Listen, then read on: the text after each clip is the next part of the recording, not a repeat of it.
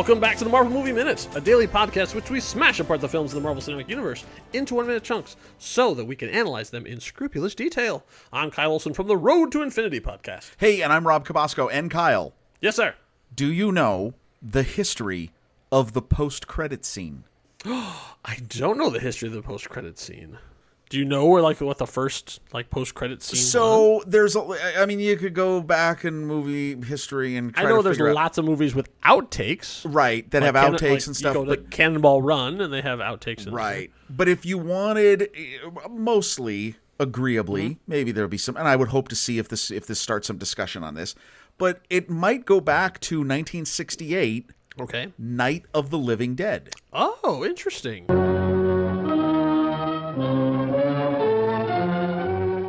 Because if you remember at the end of that movie, throughout the credits, audiences, they see the stills of people burning the zombies. There's audio of this. After the credits are finished, they ignite the bonfire. Huh. So technically, that would be, that's considered a post-credit scene. Okay.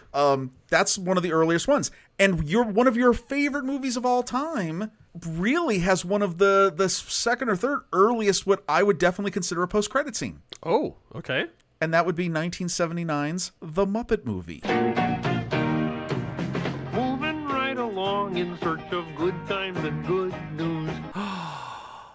Yes. Because Animal, true. the entire, not only is it a post-credit scene, it also breaks the fourth wall. Yep. Which has been immortalized in movies like Ferris Bueller's Day Off. You can think of a ton of different movies like that. We go basically, the whole credits of the Muppet Movie are the Muppets kind of having watched the movie and in the theater. And it ends after the end of the credits. Animal just basically, looks and he says, "Go home, bye-bye." Yeah. And he passes out. Oh, bye-bye. And I just think that's interesting. Now, why do I bring this up? Okay, now technically, before everyone goes, well, this isn't really a post-credit scene because... I believe you need to have credits before it to have a post-credit scene, Rob. I do know what credits look like. I realize this doesn't exactly happen in this minute.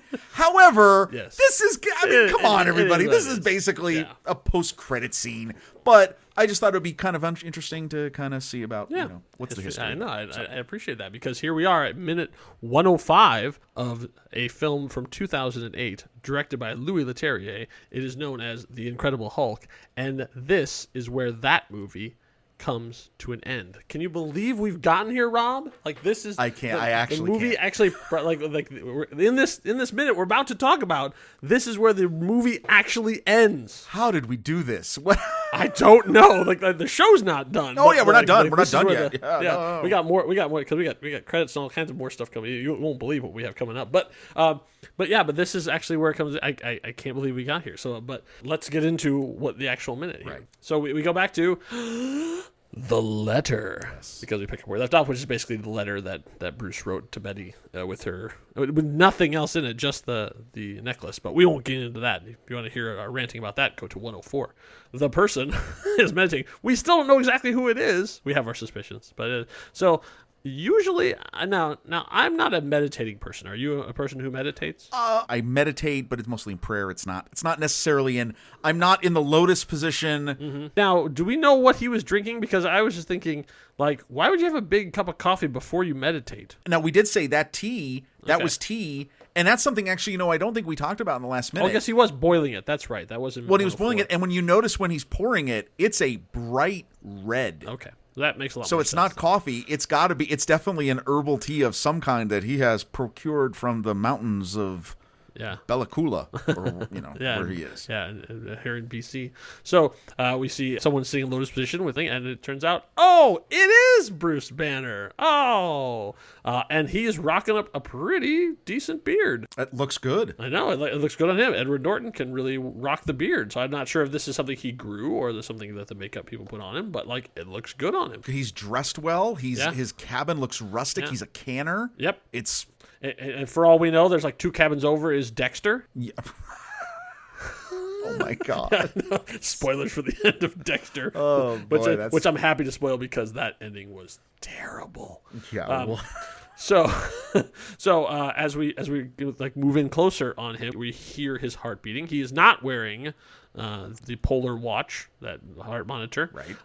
But it's getting louder and louder and louder, and so we see hey, Rob, how long has it been since there's been an incident? Oh, it's 31. 31 days. So we know it's been a full month since the incident in Harlem. But so then as we're going in and the heartbeat's getting louder, suddenly Bruce opens his eyes and they're glowing green and the counter resets to 0. And we think, oh man, he's lost control again. The Hulk's there. But no, we hear a slight growl and then Bruce smirks at us and it all goes black. And that's where we come to the end of The Incredible Hulk. Now, so what the heck just happened? so what do you think of that? Yeah, okay, so I guess this whole thing that we've been going through about Bruce's journey, and so we've seen changes along the way. So we've seen like when he had to defend himself in the bottling plant. That was a different kind of thing. So then by the time we get to Culver University, he's trying to actively to help Betty. And we see him be heroic in that thing and actually not start any fights, Right. Just end them. And then when it came down to when there's no one else around, he wasn't looking for more people to fight. He was staying there. And he's the one who saved Betty in that situation from Ross being overbearing. Then we get to see Bruce make the choice to become a hero by throwing himself off the helicopter, not knowing if he would die or not. Right. But he put himself in harm's way to unleash the monster, and then he said, I don't think I can control it. I think I can aim it. But then we saw the Hulk, after the fight, like basically calm, but not changing. He said Betty, for goodness sakes. I mean, that's a big step forward. And then making the decision to leave. Right. Whereas, like, no one in that whole area was going to stop him doing anything he wanted. But he made the choice to leave. So there's been this gradual journey. So now we get the thing where Bruce apparently can trigger the transformation. And he does not seem upset by it. So it's not a stressful thing happening. It's not an external force that's doing it. He's causing the transformation himself and seems at peace with it, if not enjoying it. Well, okay. So, no, and I think that's excellent review of, I think, that hero's journey that we've talked about this throughout the different episodes. And we've talked about that. Yeah. He clearly, it went from unbridled, uncontained monster, rage monster to this, slow journey of being able to somehow maybe channel it or focus it like we've discussed and like he said. Yeah. But I mean, okay, the implication here is that does he not change? Like, what is... He's smiling because, okay, I can activate it. What I'm assuming here is he's saying is I can activate this at will and I can somehow control it. Yeah. Does he ruin his clothes? Like, does he? That's a good question. Is he going to destroy the house? Right. Because, I mean, like, everything leading up to this was very peaceful. It was making tea. It was writing a letter. And now meditation. And now Hulk showing up. Like, all those things are incongruous for that. And make no mistake. Like, okay, I've seen this movie a bunch of times, right? Yeah. And the first time I think I saw it, I thought, oh, that's kind of cool. Ooh, now he's in control. Yeah. Ooh, yeah, it's a good way to end the movie. Ooh, like, what is that? Now, never did I think, like, oh, well, someday I will be in the 1,000th minute of discussing this movie, and now I'll say, well, what exactly happens to the cabin? And, like, this is the necklace? What happens if the necklace gets lost? He'll hate himself for that, and then what's going to happen then? Right. And he should have just sent it directly to her from the pawn shop, but that's another episode. Mm-hmm. But anyway, like, what? What? I don't know. This doesn't... I don't know. This seems to me like an ending that was like, hey, wouldn't it be cool without really thinking it through? And I don't... I mean, again, without proof of anything else or otherwise... That's kind of what I get from this. Yeah, from my research, they had intended to go on. And so there's conversations about what the next step would be. So clearly they were leading to something. And there's a whole conversation that Edward Norton gave an interview at one point, and he talked about wanting to explore Bruce Banner as the conscious dreamer, which I still don't know exactly what that means. There was an intention of the next time we saw Bruce and the Hulk, they would be very different from what we had seen in the past. And the next time they show up, he is very different from what in the past because he looks like a totally different person. And he also has a different, triggers and that kind of thing too. And so that leads into a conversation, for future season. Right. But because we're only talking about what we see here. But clearly there was an intention that they were going to change things up. Interesting. I mean, like it was like from this point on, we were not going to follow the typical, don't make me angry like we were angry. That seems to have gone away. Yeah, because outside of it being and again, of course, I don't mean to suggest that oh, let's do this. This is cool. No, clearly a ton of care was taken into this movie. I don't think that's what happened. Mm-hmm. I think they were... No, I think you're absolutely right. I think they are pointing to a very different take on the character than what we've seen actually unfold since this movie. Yeah, and actually, this is cool enough that it makes me regret that they never got the chance. Oh, yeah. Because I kind of want to see where they're going with this. In the same way that we're going to see a different version of the Justice League coming in next year. I don't know when you're listening to this, but supposedly in 2021 we're going to see that. I still want to see it because I want to see what the intention was following up on the story. Like I like to see people be able to complete their stories, and I kind of wish they were able to complete the story to see what it was. And could it have been bad? Sure. But like it would have been interesting to see what their thinking was and how they were going to do a very different version of a Hulk that we've ever seen before. Wouldn't it be amazing? But yeah, so if I don't know, like let's say Phase 6, right? And we find out that Ed Norton sure is from a different universe. And his Hulk. Oh, apparently there's a multiverse of madness out there oh my God, would that not be the greatest cameo that would be ever? Yeah. You think bringing Natalie Portman was a huge coup. If they bring Bruce and Betty back for even just a cameo, I would lose my mind. And what if like this Hulk, because maybe what this is kind of hinting at is that not only could he control it, he can just like it's him, it's Bruce, but he can just have a Hulk arm. And he punches someone with the arm, and then it just goes back to normal.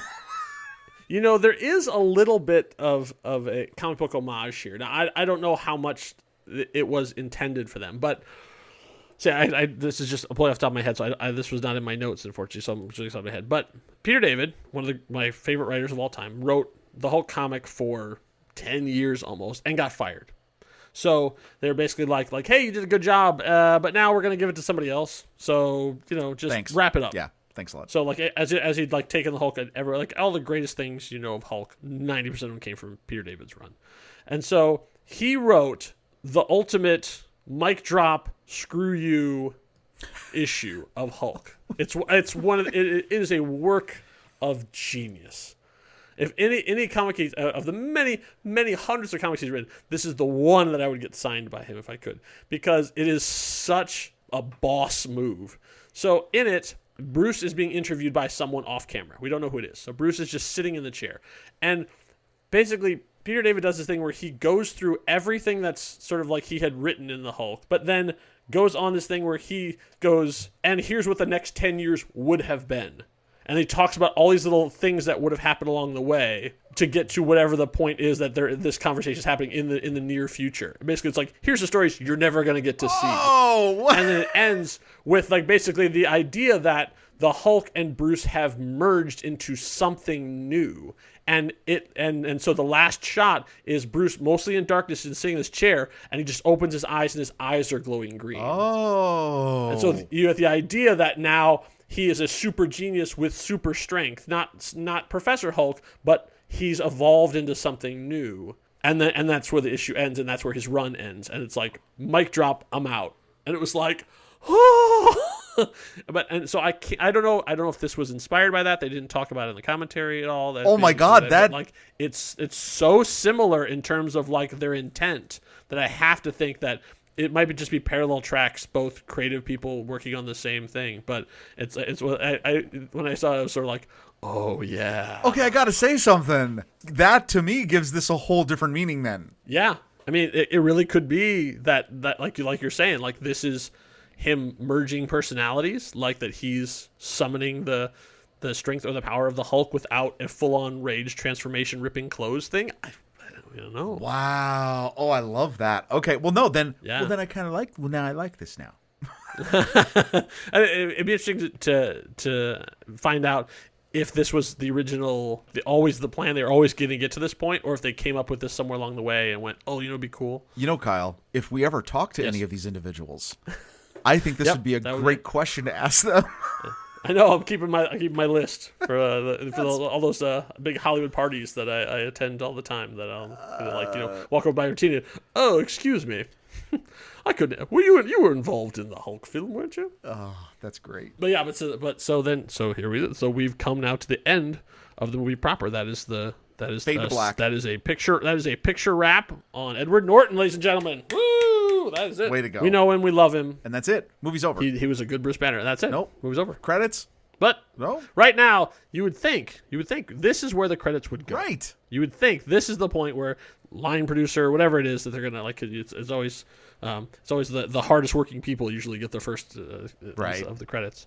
But no, instead we get what we have now come to think of as the post-credit scene. Mm-hmm. So this really should be in that place, but they decided it's cool enough. Let's just tack it on to the end. So I really feel that the movie ended with Bruce right there, and this is the post-credit scene.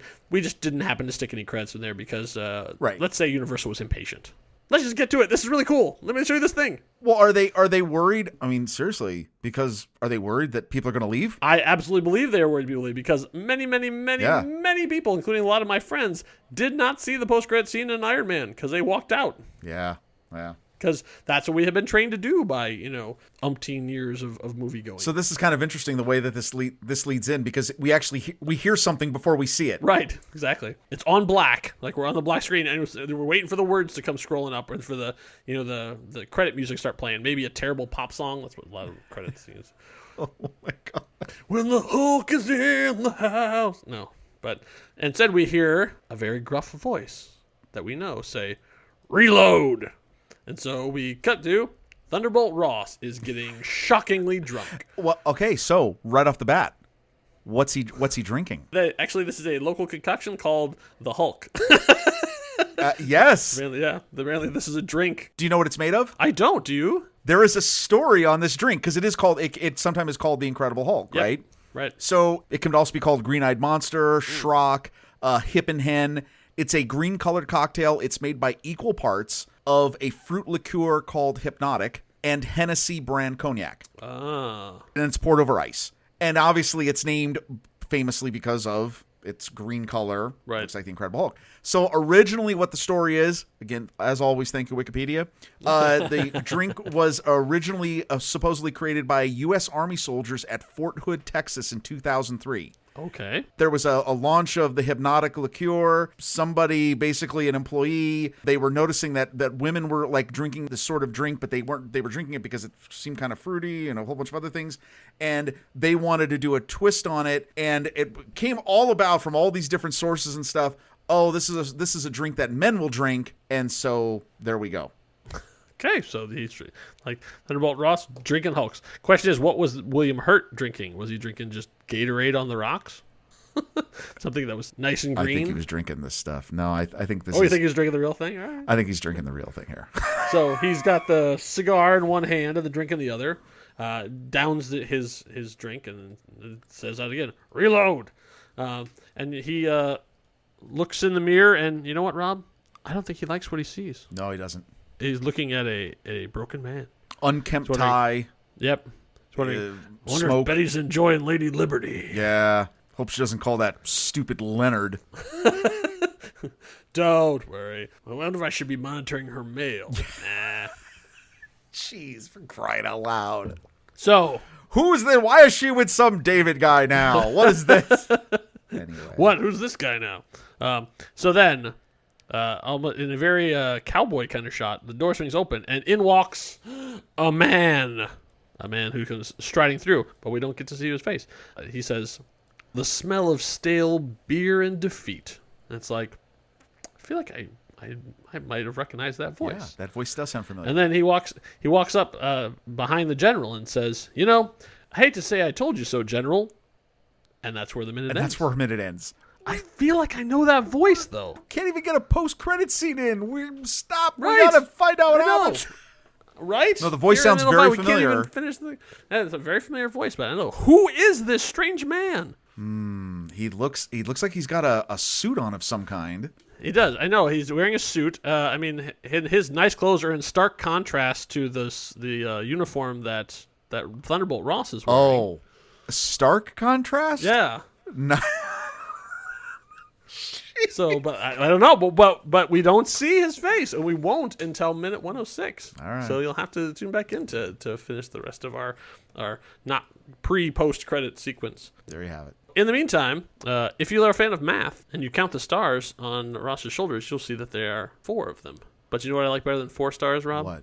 5 stars. Wait, 5 stars. That's right. So if you've made it to episode 105 my God. of our podcast and you like 5 stars, then let's keep this 5 train a-rolling and give us a 5-star review on iTunes or any other podcast service that you use. It helps people find the show. It helps spread the love around, and it makes us feel good about ourselves. Well, I mean, look, I think everyone could use a little bit of love. And and here's the deal. Like, be honest, but, here's some ideas. I mean, don't just say, hey, these guys said and give this podcast a 5-star rating. Yeah. No, talk about it's exciting and it's informative. I've learned some great things about life and myself, and I laugh a lot. Yeah. This podcast on a daily basis, Monday through Friday, makes me feel great. If you want to feel great, you should listen to them, and that's why I've given it a 5-star review. There you go. Look at that. Just transcribe that, or just say hashtag 5 stars for Spar. Yeah, that's it. Thanks. So we'll see you back here for minute 106 as we wrap up this post-credit sequence. But there's still more show to go. Don't unsubscribe just yet, people. Don't Hope you ever had a smashing good unsubscribe. time. Don't ever unsubscribe. No, don't ever unsubscribe. There'll always be more. Stay Continue. with us forever. Hope you had a smashing good time. Until next time, true believers. Bye for now.